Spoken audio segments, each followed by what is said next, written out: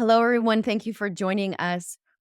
Like we promised, we are beginning today in a multiple series of episodes around full therapeutic disclosures. We have Luke Gordon, who will be joining us in most of these. We hope, Luke, as we talk about specifically full therapeutic disclosures.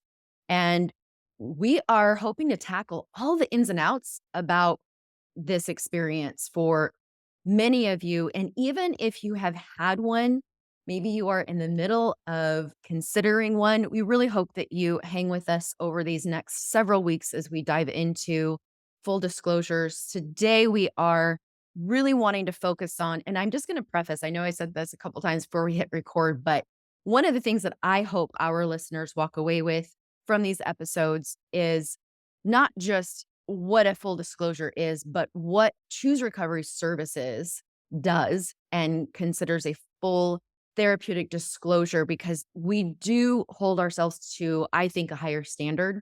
And the way that we do them is a little bit different, a lot of bit different in many cases from other professionals, how they do them.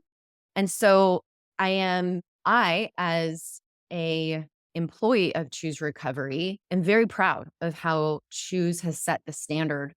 I know that in the training that I've done, in the disclosures that I've done with both you, Alana, and Luke, have been some of the most remarkable experiences, but hard as hell going through for our couples who are in the middle of it. But definitely walk away every time feeling very proud of the work that we have done. And it is a lot of work. And so I think that's one of the questions we're going to get to further in episodes is, what do we do as professionals to help prepare a couple for this? But today we're going to talk about what a full therapeutic disclosure is, why you would need one.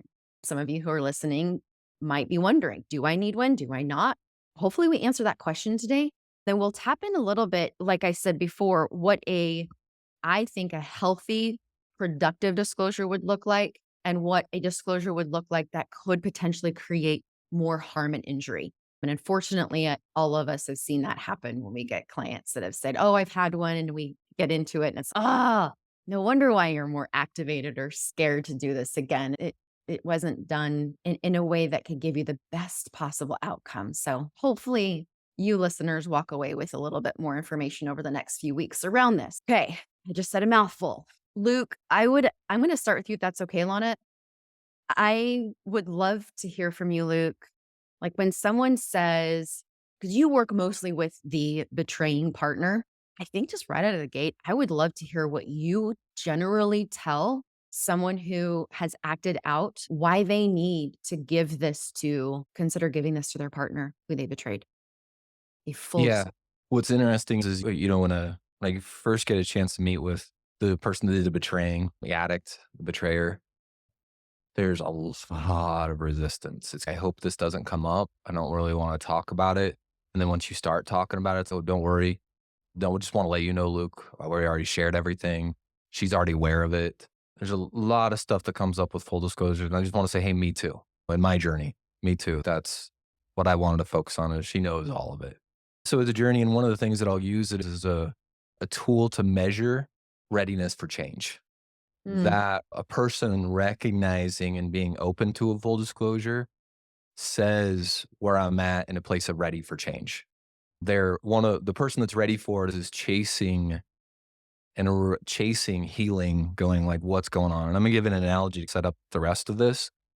When I was a little guy, one of the first times I ever went to a dentist, and dentists have a sorry if you're a dentist, by the way, dentists have a bad rap for me because of trauma.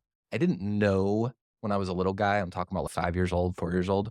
I didn't know that when they drill on you, that you're not supposed to feel it. Like, I had a dentist that didn't get me numb enough and didn't ask me any questions. I thought it was just supposed to hurt. So if you guys have ever had your tooth drilled on and they make it through the numbness, like, I remember just being a little guy, just tears, just crying, sobbing, and begging my parents to not go to the dentist. And I'm like, and my teeth would get so bad that I'd need root canals, right? And Alana, I don't know, a good portion of our relationship I've still felt for a very long period of time, don't go to the dentist and my teeth would get bad because of that trauma, right? Now, by the way, I'm sorry I'm using the word trauma talking about my experience, okay? I recognize it Right. doesn't compare I'm to gonna anything. interrupt you and just validate getting yeah, as a little person, getting your teeth done and not knowing how to have a voice and having that extreme pain is a form of medical trauma. And I had something very similar, and I used to have tears just pour down my Yeah. cheek, What else? and I didn't know I could say anything, so, like, I still will go to the dentist and my body freezes up as an adult. So, I'm just gonna validate that, yes, it's not an emotional trauma, and it is absolutely a trauma. So, keep going. Appreciate you saying that.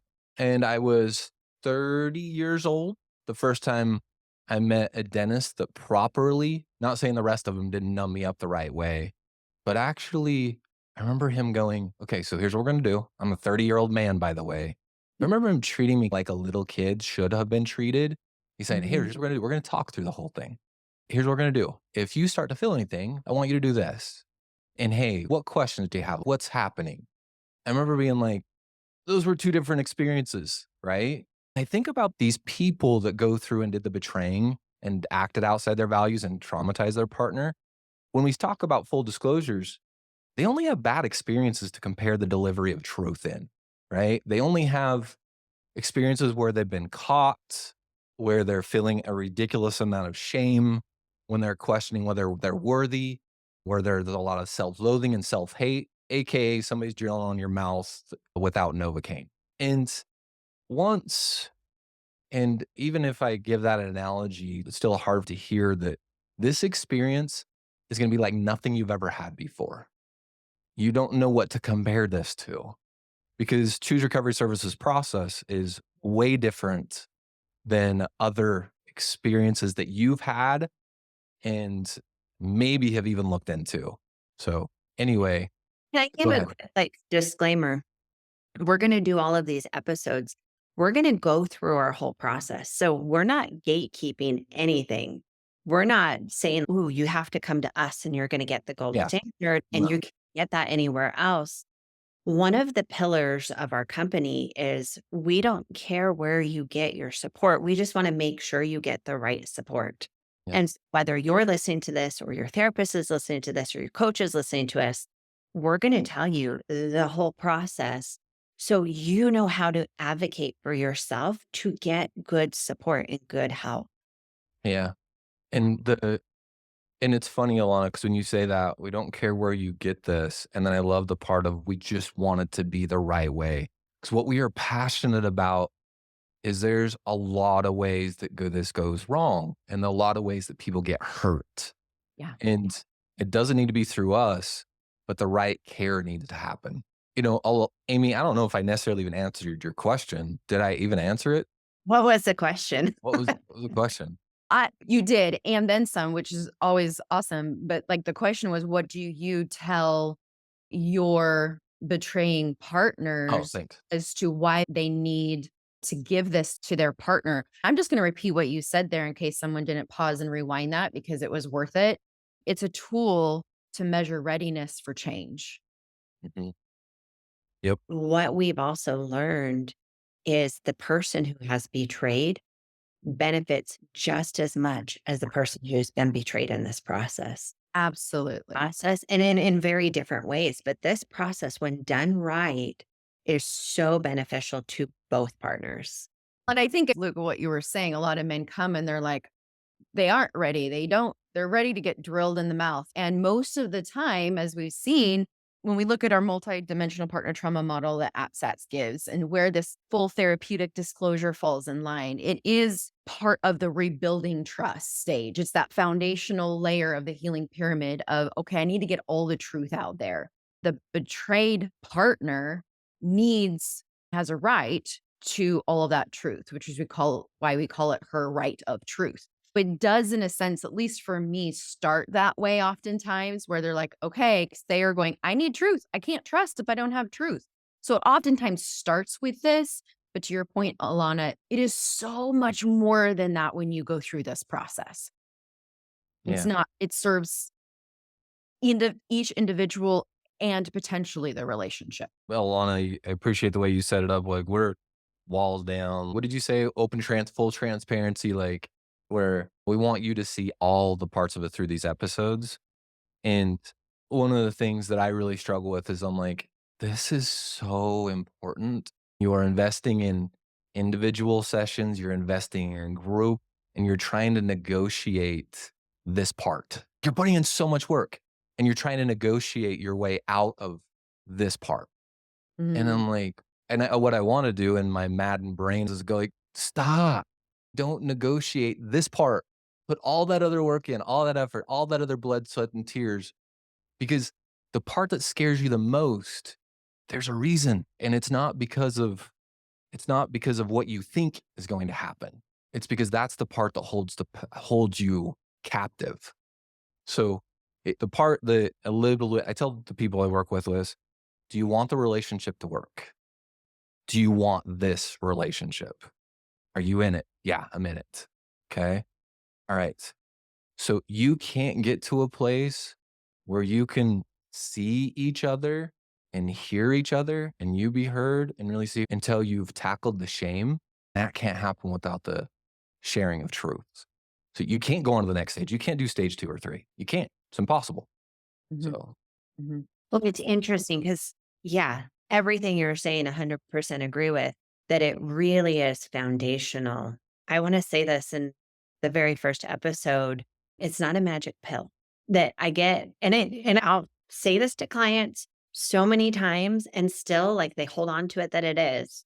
So it's really hard to internalize this message sometimes. But a full disclosure, sometimes I have clients who want to bring their partner kicking and screaming of like, they just need to do this and then we'll be okay. This is a foundational brick in the building of that foundation. It is very important. It is very healing. It's one of many puzzle pieces. It's not the puzzle. It's one piece that lays the foundation for so many other pieces, but you don't finish a full disclosure and now your relationship is fixed. And unfortunately, that happens a lot of times as we hold so much hope because they hear the importance of this and they hear all of the benefits that come from it. And then their brain just goes, I just got to get through the full disclosure and then we'll be okay. yeah, because what often is thought is what holds me captive is my secrets. That's not inaccurate, but what actually holds me captive is not my secrets, but my secrets allow me to uncover what the root is, right? It allows you to uncover the root. Uncover what the root is. So have you to get down to that root. all you get the ability to be able to do by sharing the parts that you don't want to share is now you can actually do the work on what's the root, Yeah, around you the gotta root. bring it all up. I describe it that way, like, it's all been buried, and we've done a remarkable job, and parts of us have done a remarkable job burying it, but we've gotta dig it all up and bring it up to the surface. That's that principle of awareness, to see it, to look at it. Because if we don't look at it and see it, then we can't heal it, we can't fix it, change it, and that's why your quote of "It's a tool to measure readiness of change" just stood out to me so much because, yeah, if you're not willing to dig up the secrets that we're burying, then we can't change any of it. We've been using the language a lot of many puzzle pieces, the foundational layer. I just wanna go over that healing pyramid again. It's how my brain works. What we're talking about here in terms of, like, why do we need a full disclosure?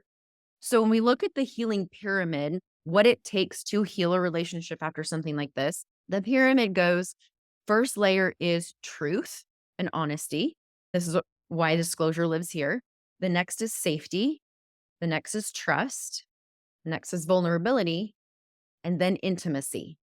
And in that top pillar of intimacy, there are then 7 different levels, according to moi, of intimacy.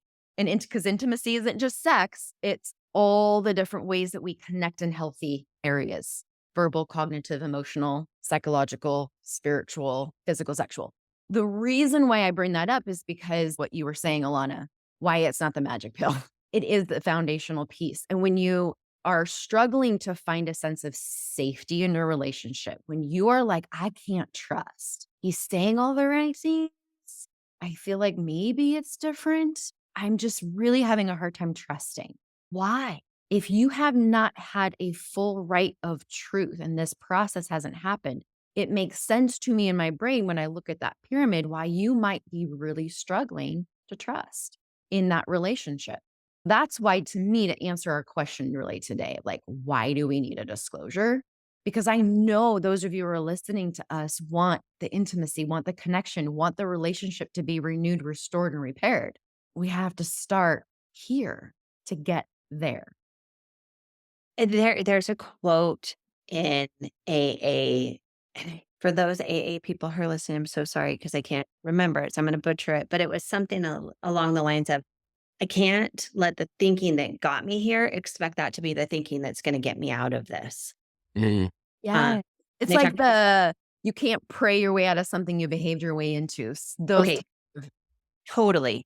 But I think about that, and so many times when Luke or I are working with a person who has betrayed trust, what they think that they need to share or how they need to share it, Mm. and it's very inaccurate. Details that they're like, "Oh, really? I should be sharing that?"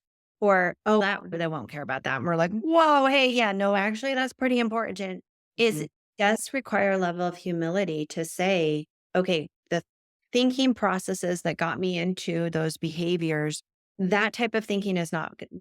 It's not going to get me out, and I need to trust somebody who knows the process and knows what needs to be shared and how to share it and what my partner really needs to heal." That I think is a really another important piece of this process, which is why having the right help to move you through it is pretty important. Absolutely. Luke, I just wanted to give you time. I feel like we've been talking a lot. Is there anything you want to Oh, say? nothing's coming to mind. Thought so. Just thought I'd check. Nothing. Yeah. Thoughts? You still there? Just checking. The next piece to this, I think, would be helpful to discuss why we're talking so much about the way that Choose Recovery does these. Actually, piggybacks off what you were saying there, Alana. A lot of times we will hear, I've got most of the truth, or I think I have the most important pieces, or they have told me that I know everything that I need to know. So why do I need a full disclosure? We might hear that often. And so it really just validates what you were saying there a minute ago, Alana, of how you actually disclose truth matters, and what a betrayed partner needs to know, really needs to know, and might not need to know also matter. Because I've seen on the opposite end where too much, and when I say too much, I always get this phrase wrong, nitty gritty details that can cause more injury, which leads us, I think, into the next section here of there are helpful disclosures and there are hurtful disclosures. So, can we just talk about what the difference looks like? I've had clients come to and some of them have been happening from inpatient places that they've had these ones and the inpatient center is so focused on the person who's betrayed that the partner gets totally left behind Mhm. or that they've just had someone who wasn't properly trained. So, yeah, I've heard such horror stories. Yeah. Yeah. It's Yeah. heart it's heartbreaking, it's more damaging. When you think about a betrayed partner and the trauma that they are experiencing already in every way possible, external, internal, one of the things that I think we pride ourselves on is trying our hardest to help prevent that re-injury, right? We want that's why we're so like safety, stabilization. Let's calm the triggers down. Let's see how we can manage a lot of those because every time you go into that fight, flight, freeze, again, that trauma state, you are creating more and more of that deficit really in your system. You're getting more and more further away from you. Your vagus nerve is getting more and more hijacked. There's so much impact here that you've already experienced. We really want to help you betrayed partner from having more injury. And all of us have stories where it is grueling to hear how these betrayed partners have been so injured through I just call it a botched disclosure. Um, so we really want to try to prevent that. So a botched would like Alana, what comes to mind when I say, yeah, this would be a botched disclosure if you've had this happen? The first thing that comes to mind is where the betrayed partner does not get to ask any questions, that they are literally there to sit and listen and leave. Yes. Oh, there's no questions that they get to ask ahead of time. There's no questions during, there's no questions after. They are literally there. And I just think of like the trauma because part of what creates trauma is when we have no choice or no say or no voice in what's happening to us. And so that in of itself, where a betrayed partner is having to just sit there with a person who's betrayed them and a person in power and then just be talked at and left with all of that. Oh, that one unfortunately happens more often than I would like to hear. And that one it can be really re-traumatizing. When I think about botched disclosure, I think about the way I would clean a room compared to the way Alana would clean a room. Say she's, "Hey, we got company coming over. We get this party." And then I go about it. I'm like, "Yeah, it looks good. That's good. That's fine. It didn't look okay. It didn't look okay at all." And I'm in a hurry to get the job accomplished. Oh, And yeah. Picked up versus clean. Yeah. yeah, yeah, like my and And who picks up well, I clean. I'm looking at the room, I'm like, "Yeah, there's I don't see a big giant dish with cookie dough in it, like, we're good, like, we're fine. There's no animal messes on the floor." And I think I'm just my efficiency mechanism's kicking in, I'm doing what I can to just get through it. And I Yes. think botched with that, instead of looking at the individual and going, "What is needed here?" So when Alana cleans, Mm. and I do here's the deal, I gotta have ownership. I can clean. Do I wanna clean and am I motivated to? That's the problem, okay? Mm. Do I need guidance? Yeah, probably I need to slow down is what I need to do.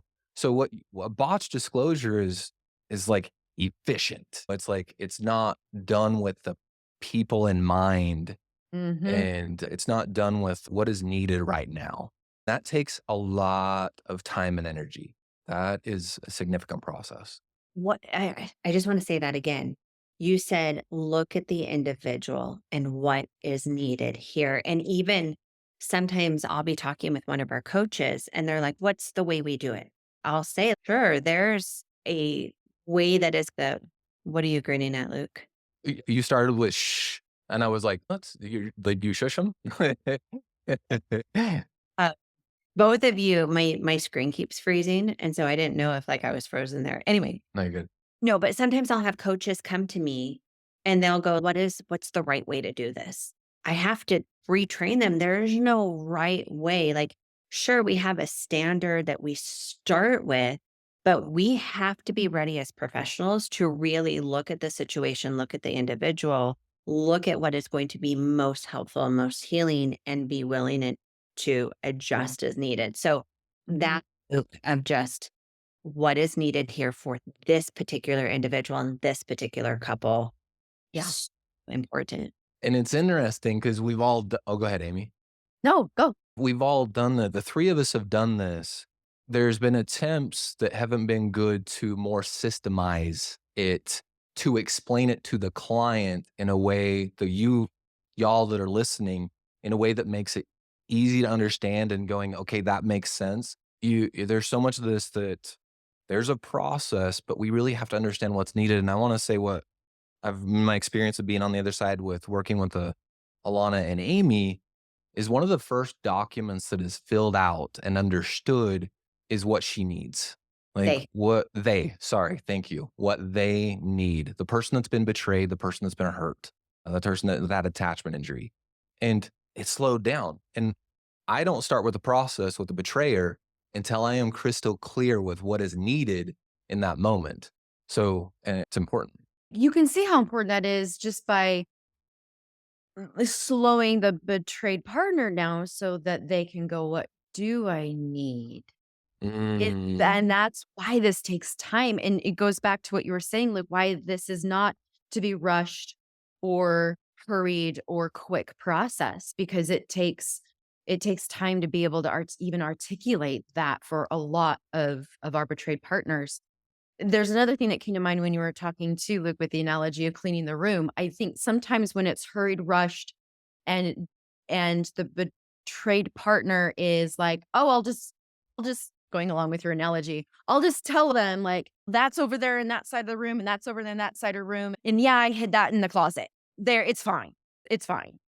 The language that can be potentially abusive or destructive that often accompanies a full disclosure when not carefully fine combed through can create additional injury. And I've seen that far too many times. And that's one of the things that I know it goes through multiple eyes to make sure that as a betrayed partner, when you are hearing that truth, the way that it is delivered is with as much empathy and I'm going to just say healthy language as possible. Again, because our goal is to help prevent as much as possible reentry. It's already, I've heard it described as a scheduled trauma. I used to repeat that. I don't love that anymore. I don't like calling it that anymore. And it's hard. I'm not gonna sugarcoat it, like, it's hard to hear truth, it's hard to give truth, it's hard to hear truth, but You're still at the dentist, truth can you set you know? free. Truth Yeah. can fix the broken tooth, and that's what I think I know a lot of you are looking for in this broken Well, relationship rupture. a lot of times the person that's in the betraying, they're trying to expedite the process. That was the Yeah, cleaning of the room. But what's yeah, interesting is if you look at this, a lot of my motivation was, hey, if Alana's out of pain, then I can be out of pain. And that was mhm, selfish, right? A lot of it was is don't tell her anything bad because then she'll be in pain and then I'll be in pain. If I got right down to it, I was scared of pain. Okay. I don't want that. But I mean, if you think about it, like this first stage is the betrayed partner has to go through like seeking like so much safety. She's so diligent about how she goes about it. There's so many ruminating thoughts, just like the brain going all sorts of places, so much distrust. The quicker we can get to that full disclosure, the less time she needs to be there. Not saying that's not going to exist after a full disclosure, not saying at all, but often it's drug out negotiating with that process. yeah, we see that a lot. Yeah, and so I do think there is like a window that we do try to aim for, but again, this is really individualized where Mhm, I'll have some clients and it's really rare, but we'll whip out a disclosure in a matter of just a couple of weeks, or we'll do it in an intensive where okay, you come 3 days and we are doing nothing but disclosure work. But then I've had some too where it's a decade later, she wants or he wants a full disclosure and they go, "I waited this long. You take as much time as you need that it can be done well, and we've taken a year to do disclosure." But those are outliers. On average, I do like to see around 6 to 8 weeks for mhm, the disclosure process. Long enough that we have the ability to be thorough, but short enough that we are focused and we are starting and finishing, and it's not drug out for months so that person who's been betrayed can get that support sooner. and get the truth sooner. And here's one other piece to this. The reason we're doing multiple episodes on this, and when I say multiple, I don't know how many, but probably 6, 7, however many we need, is because we could rattle this all off in one episode and make it super short and super condensed. But that's not what we want in our full disclosure process. And that's not what we're going to do in explaining it. We're going to slow this down. Like in this episode, you're probably going, that was really helpful. And what the heck did I even learn? Because we haven't even talked about any of the steps yet of full disclosure. And we're about to wrap up this episode. But we are slowing this down and allowing you to really sit with all the pieces of the process Mhm. so that you can hear it, you can understand it. And then again, you can advocate for yourself to get this, whether you're advocating in your relationship for this, or you're advocating for a professional to go get trained in this, or you're looking for the right support. I love that you said that. And on the tail of that, Alana, if I may, I would love our listeners who have been betrayed to walk away because I want you to walk away with something and maybe walk away asking yourself that question of what do I need? What do I need for my right of truth? What pieces might be missing? I love the analogy of the puzzle pieces. I feel like the just whether trickle disclosure or discovery, yeah, an initial experience is it sets a bomb off in your head, and now you have all these puzzle pieces, and I look at a disclosure as very helpful in putting these puzzle pieces back together, that your human brain, by the way, is designed to try and figure out and find out. If it doesn't, oftentimes, it then starts to turn against you, That's where you might feel like maybe if I was more, or if I hadn't, or if I should have, because your brain's trying to figure something out. It's trying to find a peace. So I would love for you to just be self reflective in that and notice if you are finding yourself stuck. Maybe you find yourself in self blame because you don't have a piece of the truth. Maybe you find yourself questioning, doubting your partner's words right now. Just notice that. Be aware of how often that's coming up for you and ask that really hard, I think, question of what do I need in my right of truth, and see what comes up. This can be great to work with your professional around as well, because there can be some resistance there. But and then Luke, I'm just curious, does anything come to mind for you? Maybe if a betraying partner is listening to this, what would you challenge them to maybe think and consider based The on only this? thing that's coming to my mind right now is just please stop telling your partner they know everything. Please stop telling them that you almost spit out your water, Amy. Um, please stop telling your partner they know everything when you've had decades of breaths on this earth and you think you've disclosed all of your experiences. Stop gaslighting them like that. Mm, Stop. Please, and I'm doing that not advocate so much for the betrayed as I am for you getting healthy, and you can't me lying to myself over and over again just pushes that further down the road, and hey, it makes sense why that's being said. So I don't wanna take that away from the reason, right? Because I did wanna focus on there's no I didn't murder anybody, that's not gonna come out during a disclosure. Anyway, And I'll just put out there if and I've had clients tell me this, I don't know what I need. I don't know. If you're hearing that question and you just say, I don't know, that's okay. Still sit with it. Still ask yourself and let that question just be there and let yourself not know. And as you let yourself not know, but stay curious, it allows that to start to open up within you. And as you listen to all these episodes, you will start to put more and more of that together. Welcome to our disclosure mini series. And we're glad you're with us. And we look forward to tackling this more next week. Navigating the tough decision to stay in or leave a relationship is one of the most challenging crossroads many of you might be facing.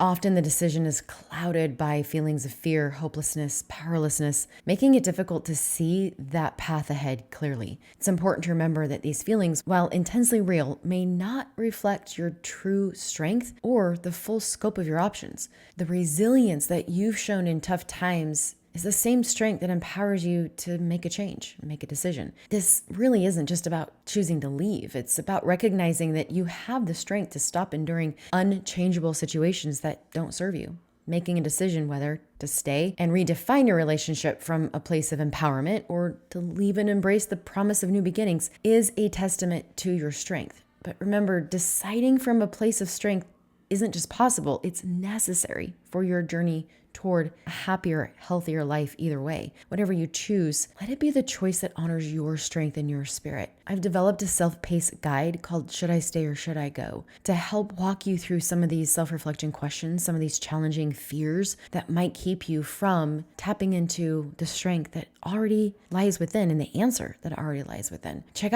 Get your guide today, and I will walk you through. You are the only one that can make this choice, but I want you to be able to choose it either way from a place of empowerment and not fear. Head over to the show notes and click on Should I Stay or Should I Go and get your guide today. As always, be the chooser in your life and choose healing, choose recovery, and choose you. Take care, everybody.